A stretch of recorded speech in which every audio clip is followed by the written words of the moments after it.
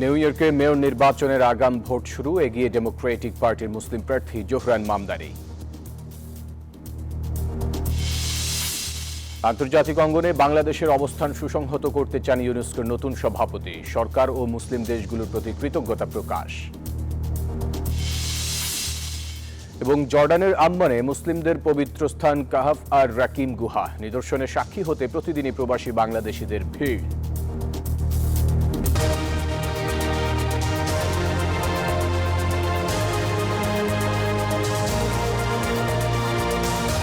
স্বাগত প্রবাসী সংবাদে, আপনাদের সাথে আছি আমি ফয়সাল মাহমুদ। দর্শক দেখছিলেন বিআরবি কেবলস সংবাদ শিরোনাম। এবারে বিস্তারিত। নিউ ইয়র্ক সিটির পরবর্তী মেয়র নির্বাচনের আগাম ভোট স্থানীয় সময় রবিবার শুরু হয়েছে। প্রথম দিনের লাখো নিউ ইয়র্কবাসী ভোটদানে অংশগ্রহণ করেছেন। নির্বাচন বোর্ডের প্রাথমিক পরিসংখ্যান অনুযায়ী প্রায় ৮০,০০০ ভোটার ভোট দিয়েছেন। আসন্ন নির্বাচনে ভোটারদের এই আগ্রহ শহরের রাজনৈতিক পরিবেশে নতুন মাত্রা যোগ করেছে। এবারের নির্বাচনে এগিয়ে আছেন ডেমোক্রেটিক পার্টির প্রার্থী জোহরান মামদানি। তিনি শহরের রাজনীতিতে পরিবর্তন আনতে এবং প্রেসিডেন্ট ডোনাল্ড ট্রাম্পকে রাজনৈতিকভাবে মোকাবিলা করতে পারবেন বলে আশা করা হচ্ছে। নির্বাচনে ভোটারদের এই আগ্রহ শহরের রাজনৈতিক পরিবেশে নতুন মাত্রা যোগ করেছে।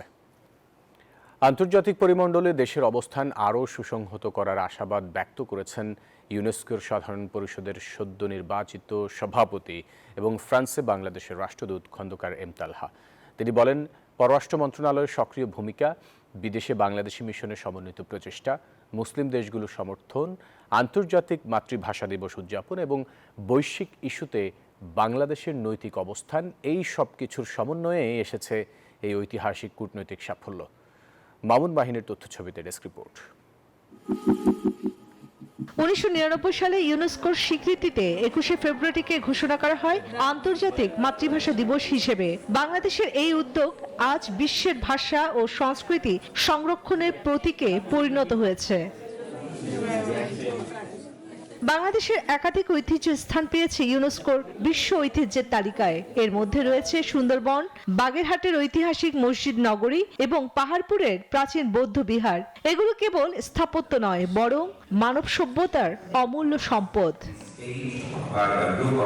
অন্যদিকে বাংলাদেশের ঐতিহ্যবাহী জামদানি, নকশি কাঁথা, রিকশা শিল্প, পহেলা বৈশাখ উদযাপন এবং বাউল সঙ্গীত পেয়েছে ইউনেস্কোর অমূর্ত সাংস্কৃতিক ঐতিহ্যের স্বীকৃতি, যা দেশের সংস্কৃতিকে দিয়েছে আন্তর্জাতিক পরিচিতি।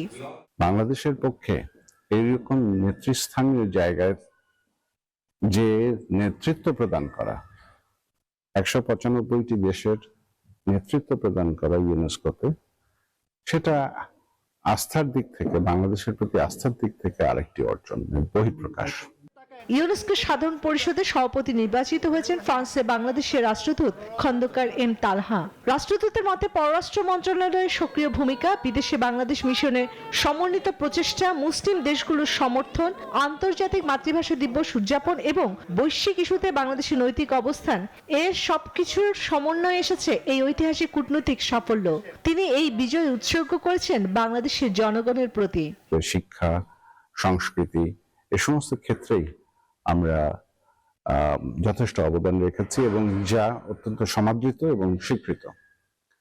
সেই সমস্ত কারণে ইউনেস্কোতে আমাদের একটি শক্তিশালী অবস্থান রয়েছে বলে আমরা মনে করি। সংস্কৃতি, শিক্ষা ও মানবতার সেতু বন্ধনে বাংলাদেশ আজ ইউনেস্কোর এক উজ্জ্বল প্রতীক। চন্দ্রা, নিউজ 24। জর্ডানের রাজধানী আম্মানের উপকণ্ঠে অবস্থিত এক গুহা, আর সেখানেই ঘটে অলৌকিক এক ঘটনা। গভীর নিদ্রায় তলিয়ে যান 7 যুবক এবং তারা ঘুমিয়ে থাকেন পুরো 309 বছর। আম্মানের আল রাজিম গ্রামে আসহাবে কাহাফের গুহাটি কাহাফ আর রাকিম নামে পরিচিত।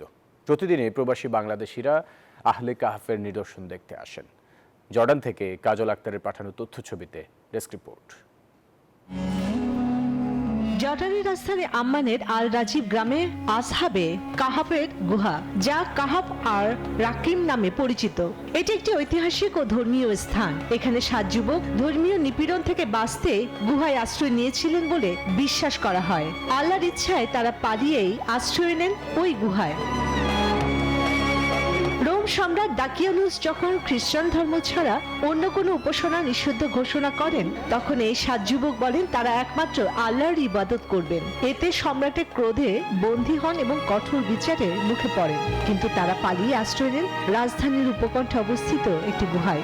সেখানেই ঘটে অলৌকিক এক ঘটনা। গভীর নিদ্রায় তলিয়ে যান এবং ঘুমিয়ে থাকেন পুরো 300 বছর। বর্তমানে এই গুহাটি জর্ডানের ধর্ম মন্ত্রণালয় পবিত্র স্থান হিসেবে ঘোষণা করেছে। প্রতিদিন আসরের নামাজের পর এবং শুক্রবার জুমার নামাজের পর পর্যটকদের জন্য উন্মুক্ত থাকে গুহাটি। সে সময় হাজারো দর্শনার্থী আসেন কাহাফের নিদর্শন দেখতে। রাজা দাকিয়ানুস তার ভয়ে যখন তারা এখানে চলে আসছিল, এক ঘুমে আল্লাহর হুকুমে 309 বছর তারা ঘুমিয়েছিল। এই সেই গুহা যেখানে সাহাবীদের কবর এখনো আমরা সচক্ষে দেখছি। আমরা এখানে দেখতে আসি, পাশে একটা মসজিদ আছে, এখানে আমরা মসজিদে নামাজ পড়তে আসি এবং মানুষের সাথে ওগুলো শেয়ার করি যে আমরা জর্ডানে আছি। যদিও বিশ্বের আরো 5টি দেশে আহলে কাহাফের গুহার দাবি করা হয়, তবুও জর্ডানের এই গুহাকেই সত্য ও প্রামাণ্য বলে ঘোষণা দিয়েছে দেশটির সরকার। Desk report, news 24। Bangladesh Jamaat Islami দেশ পরিচালনার দায়িত্ব পেলে দলীয় বা রাজনৈতিক আনুগত্যের ভিত্তিতে নয়, ভিন্ন ধর্মের মানুষ হলেও সৎ যোগ্য ব্যক্তিদের যথোপযুক্ত স্থানে পদায়ন করা হবে বলে জানিয়েছেন দলটির আমির ডাক্তার শফিকুর রহমান। যুক্তরাষ্ট্রের মিশিগানের হ্যামট্রামিকে এক সংবর্ধনা অনুষ্ঠানে বক্তব্য রাখেন তিনি। গেট অব কলাম্বাস মিলনায়তনে আয়োজিত এই সংবর্ধনায় ফুল দিয়ে বরণ করে বাংলাদেশি আমেরিকান কমিউনিটি অব মিশিগানের নেতৃবৃন্দ। বিশেষ অতিথি হিসেবে বক্তব্য রাখেন নর্থ ক্যারোলাইনা বিশ্ববিদ্যালয়ের অধ্যাপক ডাক্তার নকিবুর রহমান, সমাজসেবক ডাক্তার খালেদুজ্জামান, বাংলাদেশি আমেরিকান ফোরামের সভাপতি শাহেদুল ইসলাম এবং স্বাগত বক্তব্য দেন ডাক্তার মোতাহার আহমদ। শেষে ইসলামী সঙ্গীত পরিবেশন করে রেনেসা শিল্পী গোষ্ঠী। শুধুমাত্র দলীয় বা রাজনৈতিক আনুগত্যের কারণে কাউকে কোনো জায়গায় পদায়ন করা হবে না, এটা আমরা সেই বিচারটা সমাজে কায়েম করতে চাই। ওই রকম বিচার যখন হবে তখন অপরাধ করাটা কঠিন হয়ে যাবে, ন্যায়ের উপর চলাটা সহজ হয়ে যাবে। দর্শক, এই বিষয়ে বিস্তারিত জানাতে যুক্তরাষ্ট্রের মিশিগান থেকে যুক্ত হচ্ছেন সহকর্মী জুয়েল খান। জুয়েল, যেমনটি বলছিলাম, জামায়াতে ইসলামের আমির ডাক্তার শফিকুর রহমানকে সংবর্ধনা দিয়েছেন প্রবাসী বাংলাদেশিরা। প্রবাসী বাংলাদেশিরা কি বলছেন আর ডাক্তার শফিকুর রহমান তাদের উদ্দেশ্যে কি বলেছেন, বিস্তারিত একটু জানতে চাচ্ছি। ফয়সল, আপনাকে ধন্যবাদ। আমি এই যুক্তরাষ্ট্রের মিশিগান অঙ্গরাজ্য থেকে আপনাকে স্বাগত জানাচ্ছি। মূলত এখানে জামাতের আমির ডক্টর শফিকুর রহমান যে কথাটা বলেছেন, এখানে মূলত উনি কয়েকটি বিষয় খুব পরিষ্কারভাবে উল্লেখ করেছেন, যেটা আওয়ামী লীগ, যেটা দুঃখিত জামাতে ইসলাম যদি নির্বাচিত হয় তাহলে তারা কয়েকটি বিষয় খুলাসা করেছেন। তার মধ্যে হচ্ছে তাদের পররাষ্ট্রনীতি কি হবে, শিক্ষানীতি কি হবে, তাদের সমাজনীতি কি হবে, তাদের রাজনৈতিক সিদ্ধান্ত কি হবে, এসব বিষয় বলেছেন।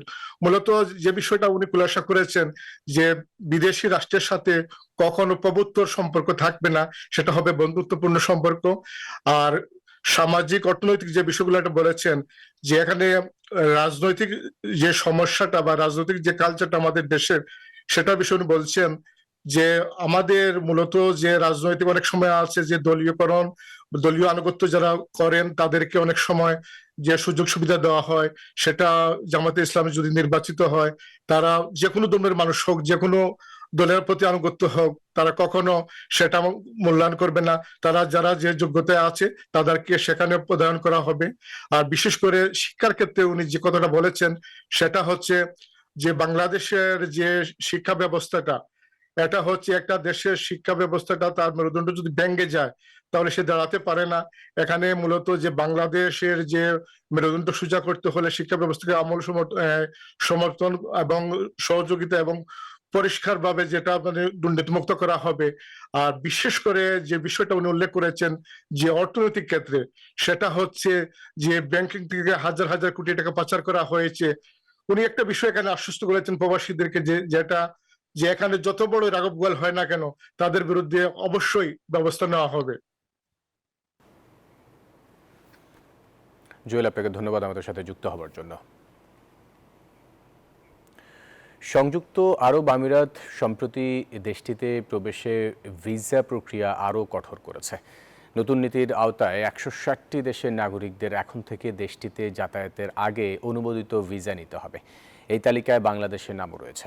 এই নতুন নীতির প্রধান উদ্দেশ্য হল ইউএইতে ভ্রমণ সংক্রান্ত পদ্ধতিকে সুসংগঠিত করে তোলা এবং অভ্যন্তরীণ নিরাপত্তা সংক্রান্ত নজরদারিকে আরও জোরদার করা। ইউএই কর্তৃপক্ষ মনে করছে এতে প্রশাসনিক প্রক্রিয়া আরও সুদৃঢ় হবে। তালিকাভুক্ত দেশগুলোর মধ্যে রয়েছে আফগানিস্তান, বাংলাদেশ, ভারত, পাকিস্তান, শ্রীলঙ্কা, নাইজেরিয়া, ফিলিপাইন সহ 100-রও বেশি দেশ। কানাডার ক্যালগারিতে বাংলাদেশি চিত্রশিল্পী জেরিন তাজের একক চিত্র প্রদর্শনী অনুষ্ঠিত হয়েছে।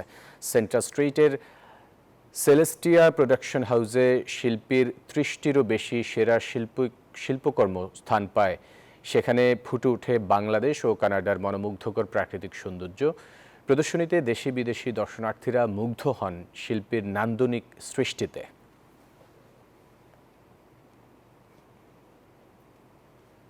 আমরা ছড়িয়ে ছিটিয়ে থাকবো, কিন্তু আমরা রুট থেকে কখনো বিচ্ছিন্ন হব না। প্রবাস জীবনে এরকম চিত্র প্রদর্শন খুবই উপভোগ্য ছিল। জেরিন তাজ তার এই চিত্রকর্মের মাধ্যমে এটি আজ প্রমাণ করে দিলেন। আর জেরিন তাজের আর্ট প্রদর্শনী আজকে সেলেস্টিয়া প্রোডাকশনের উদ্যোগে এখানে অনুষ্ঠিত হয়েছে। এটা থেকে আশা করি আমাদের ভবিষ্যৎ প্রজন্ম অনেক কিছু শিখতে পারবেন। সৌদি আরবে অনুষ্ঠিতব্য Jeddah vision for expo and red sea film ফেস্টিভ্যালে অংশগ্রহণের জন্য বাংলাদেশকে আমন্ত্রণ জানানো হয়েছে।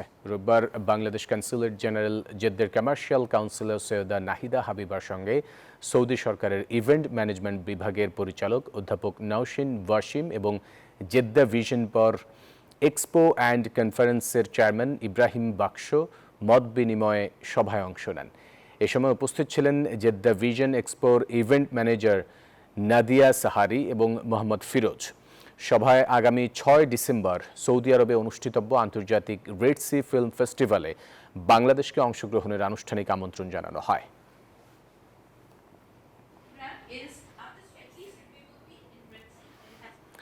বর্ণবাদ বিরোধী শান্তি সমাবেশ হয়েছে লন্ডনের টাওয়ার হ্যামলেটসে। বিভেদের বিরুদ্ধে ঐক্য এই স্লোগানকে সামনে রেখে হোয়াইট চ্যাপেল রোডে বিভিন্ন দেশ, ধর্ম, বর্ণ ও পেশার মানুষ একত্রিত হন একই মঞ্চে। সমাবেশে স্বাগত বক্তব্য রাখেন টাওয়ার হ্যামলেটসের নির্বাহী মেয়র লুৎফর রহমান। স্মরণ করেন ঐতিহাসিক ব্যাটল অব কেবল স্ট্রিট,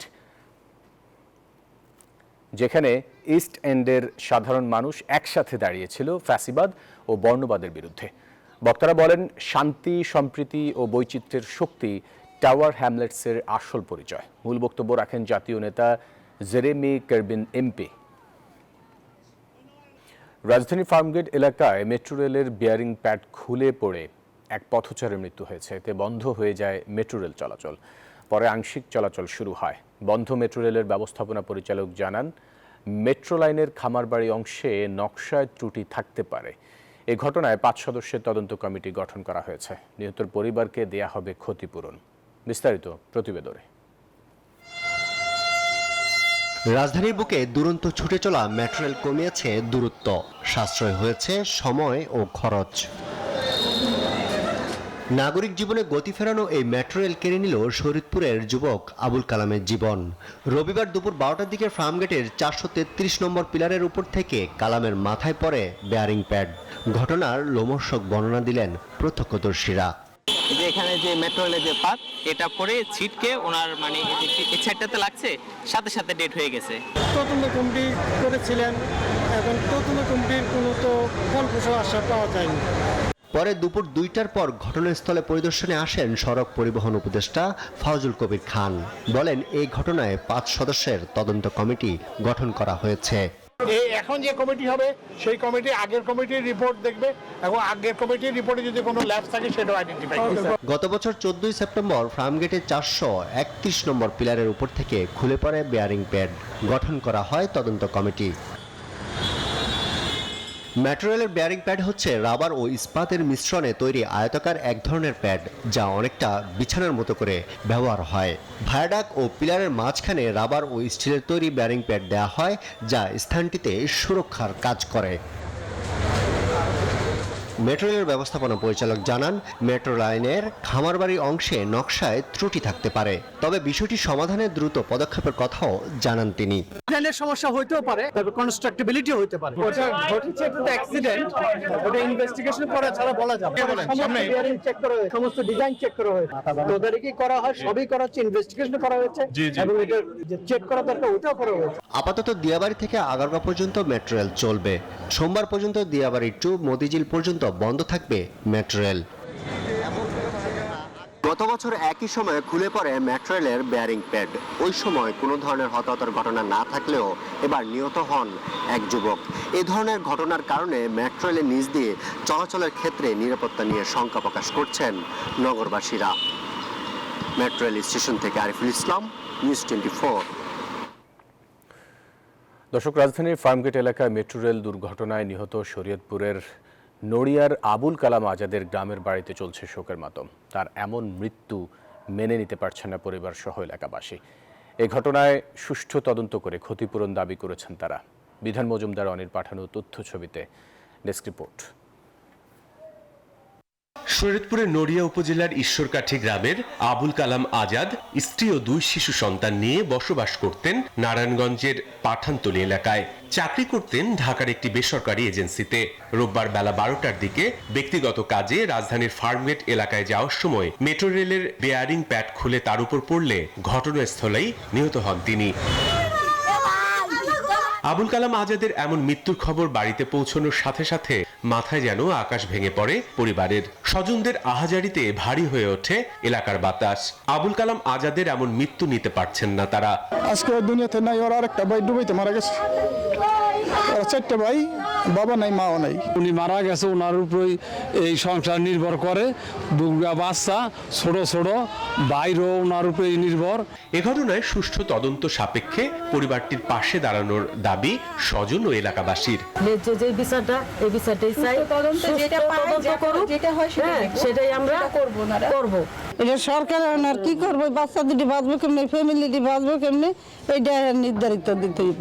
এমন অনাকাঙ্ক্ষিত মৃত্যু যেন কারো জীবনে আর না আসে, প্রতিটি জীবনের নিরাপত্তা নিশ্চিত হোক, এমন প্রত্যাশা এলাকাবাসীর। Desk report, news 24। এবারে জেডএসআরএম নির্বাচনের পথে।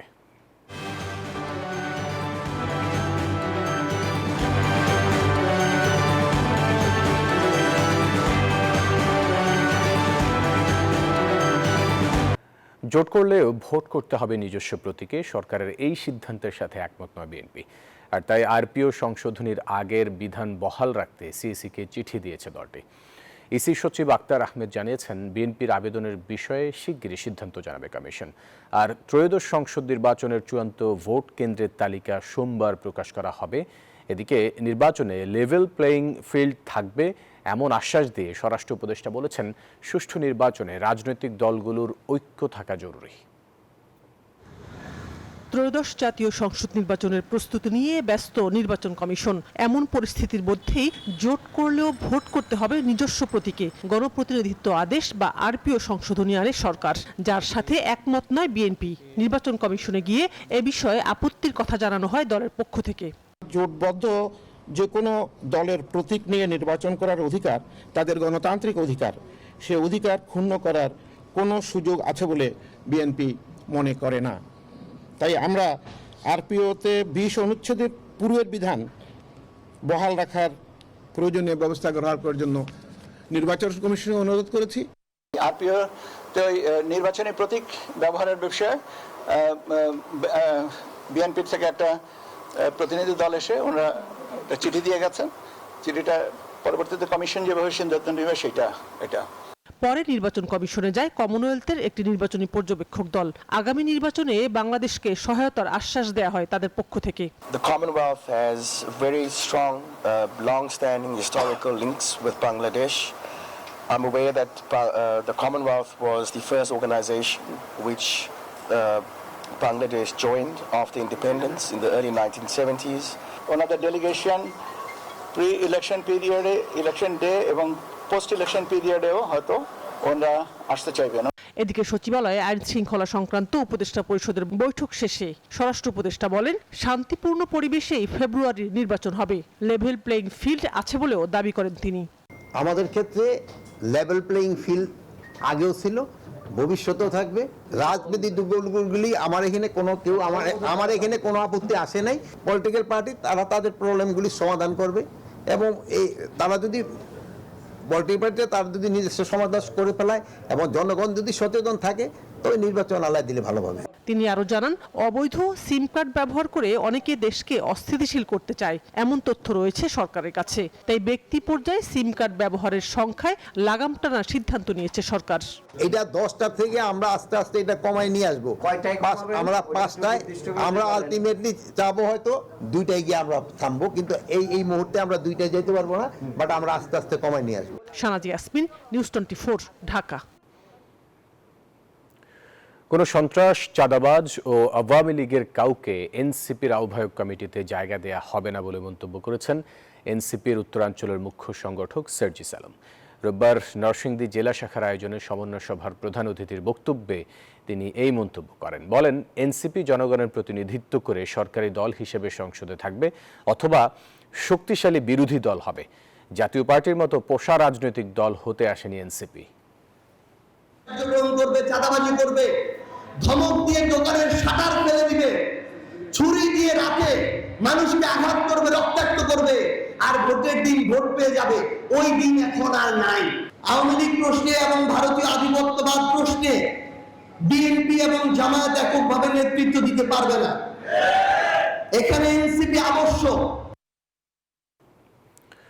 রাজশাহী বিশ্ববিদ্যালয়ে সুইমিং পুলে সাঁতার কাটতে গিয়ে এক শিক্ষার্থীর মৃত্যুর ঘটনায় দায়িত্ব অবহেলার অভিযোগে উপাচার্যের বাসভবনের সামনে অবস্থান নেন শিক্ষার্থীরা। রোববার সন্ধ্যা থেকে বিক্ষুব্ধ শিক্ষার্থীরা উপাচার্যের বাসভবনের সামনে জড়ো হতে শুরু করে। পরে তারা সুইমিং পুলের দায়িত্বে থাকা ট্রেইনারদের দায়িত্ব অবহেলার অভিযোগ এনে বিচারের দাবিতে স্লোগান দেন। এর আগে সুইমিং পুলে সাঁতার কাটতে গিয়ে রাজশাহী বিশ্ববিদ্যালয়ের এক শিক্ষার্থীর মৃত্যু হয়। নিহত শিক্ষার্থীর নাম সাইমা হোসেন। তিনি বিশ্ববিদ্যালয়ের সমাজবিজ্ঞান বিভাগে 2020-21 সেশনের শিক্ষার্থী।